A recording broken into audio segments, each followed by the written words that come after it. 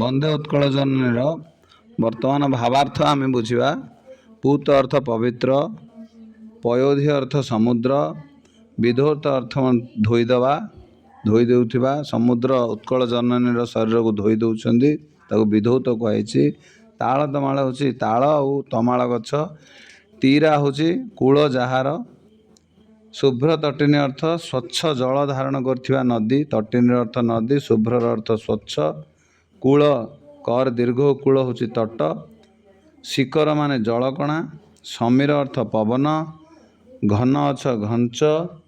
ରାଜିତ ଶୋଭା ପାଏ। ଭୂଧର ପର୍ବତ। ସାଜେ ଅର୍ଥ ଶୋଭା ପାଏ। ତରଙ୍ଗ ଅର୍ଥ ଢେଉ। କଳକଳ ମୁଖରିତ ପକ୍ଷୀଙ୍କ କଳରବ। ତୀର୍ଥଚୟ ପୂର୍ଣ୍ଣ ଅର୍ଥ ତୀର୍ଥସ୍ଥାନ ସମୂହରେ ପରିପୂର୍ଣ୍ଣ। ସୁରବର ହେଉଛି ଶ୍ରେଷ୍ଠ ବୀର। ସୁର ମାନେ ଶ୍ରେଷ୍ଠ, ବର ମାନେ ବୀର। ଗେହ ଅର୍ଥ ଗୃହ। ଅରିକୁଳ ଅର୍ଥ ଶତ୍ରୁବଂଶ। ଚର୍ଚ୍ଚିତା ଦେହା ଦେହରେ ବୋଳି ହୋଇଥିବା।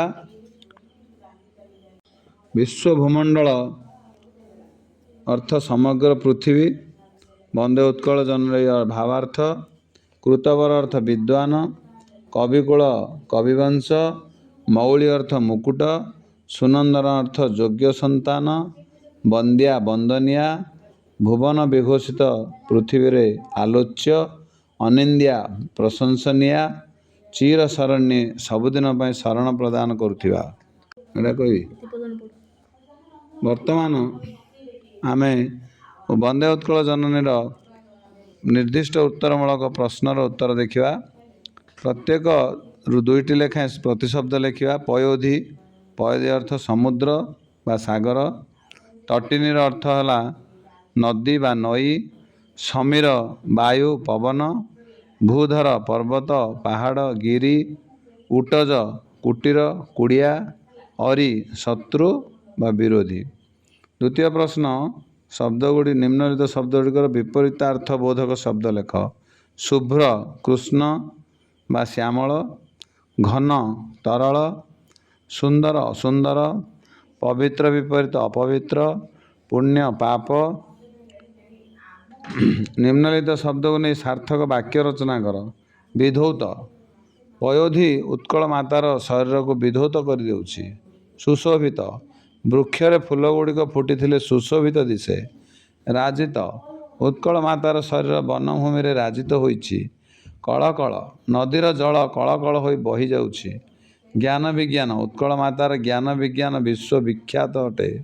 ଉଟଜ, ମୁନି ଋଷିମାନଙ୍କର ଉଟଜ, ମୁନି ଋଷିମାନେ ଉଟଜରେ ବାସ କରନ୍ତି।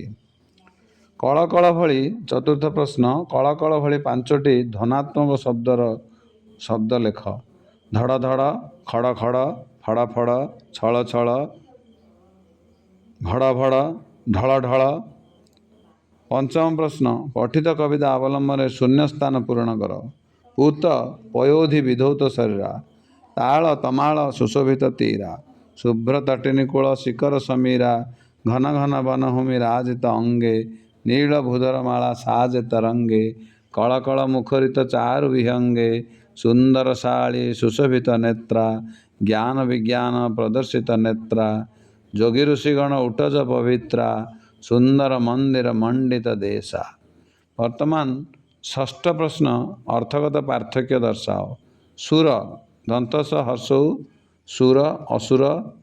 ତାଲବ୍ୟସ ଦୀର୍ଘଉ ସୁର ବୀର। ପ ଦୀର୍ଘଉ ପୂତ ପବିତ୍ର। ପ ହର୍ଷଉ ପୂତ ଦୁର୍ଗନ୍ଧ ବା ଖରାପ ଜିନିଷ। ଶ୍ୟାଳୀ ତାଲବ୍ୟସ ଳରେ ହର୍ଷଇ ଧାନକ୍ଷେତ୍ର। ତାଲବ୍ୟସ ଳରେ ଦୀର୍ଘଇ ସ୍ତ୍ରୀର ଭଉଣୀ। ବଳି ଳରେ ହର୍ଷଇ ବଳକା। ବଳି ଳରେ ଦୀର୍ଘଇ ହତ୍ୟା କରିବା। କୂଳ କରେ ଦୀର୍ଘ କୂଳ ହେଉଛି ତଟ ବା ତଟସ୍ଥ। କୂଳ କରେ ହ୍ରସ୍ୱ ହେଉଛି ବଂଶ। କ୍ଷୁଦ୍ର ଉତ୍ତରମୂଳକ ପ୍ରଶ୍ନ, ପ୍ରଶ୍ନ 7। ଚାରୁ ହାସମୟୀ ଚାରୁ ଭାସମୟୀ କାହାକୁ କୁହାଯାଇଛି? ଚାରୁ ହାସମୟୀ ଚାରୁ ଭାସମୟୀ ଉତ୍କଳ ଜନନୀଙ୍କୁ କୁହାଯାଇଛି। ଅଷ୍ଟମ ପ୍ରଶ୍ନ, ଉତ୍କଳ ଜନନୀର ଶରୀରକୁ କିଏ ଧୋଇ ଦେଉଛି? ଉତ୍ତର ହେଲା ଉତ୍କଳ ଜନନୀର ଶରୀରକୁ ପୟୋଧି ଧୋଇ ଦେଉଛି। ନବମ, ସମୁଦ୍ର କୂଳ କେଉଁ କେଉଁ ବୃକ୍ଷ ଦ୍ୱାରା ସୁଶୋଭିତ? ସମୁଦ୍ରକୂଳ ତାଳ ତମାଳ ବୃକ୍ଷ ଦ୍ୱାରା ସୁଶୋଭିତ। 10ମ ପ୍ରଶ୍ନ ଉତ୍କଳର ଆକାଶ କାହାର କଳରବରେ ମୁଖରିତ? ଉତ୍କଳର ଆକାଶ ପକ୍ଷୀମାନଙ୍କ କଳରବରେ ମୁଖରିତ। 11 ପ୍ରଶ୍ନ ପର୍ବତମାଳା ଗୁଡ଼ିକ ଉତ୍କଳ ଜନନୀର ଦେହରେ କିଭଳି ଭାବେ ଶୋଭା ପାଉଛି? ପର୍ବତମାଳା ଗୁଡ଼ିକ ଉତ୍କଳ ଜନନୀର ଦେହରେ ତରଙ୍ଗାୟିତ ହୋଇ ଶୋଭା ପାଉଛି। 12 ପ୍ରଶ୍ନ କେଉଁମାନଙ୍କର କୁଟୀର ଦ୍ୱାରା ଉତ୍କଳ ପବିତ୍ର ହୋଇଛି? ମୁନି ଋଷିମାନଙ୍କ କୁଟୀର ଦ୍ୱାରା ଉତ୍କଳ ପବିତ୍ର ହୋଇଛି।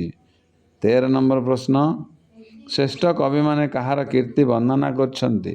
ଶ୍ରେଷ୍ଠ କବିମାନେ ଶୂରବୀରଙ୍କ କୀର୍ତ୍ତି ବର୍ଣ୍ଣନା କରିଛନ୍ତି।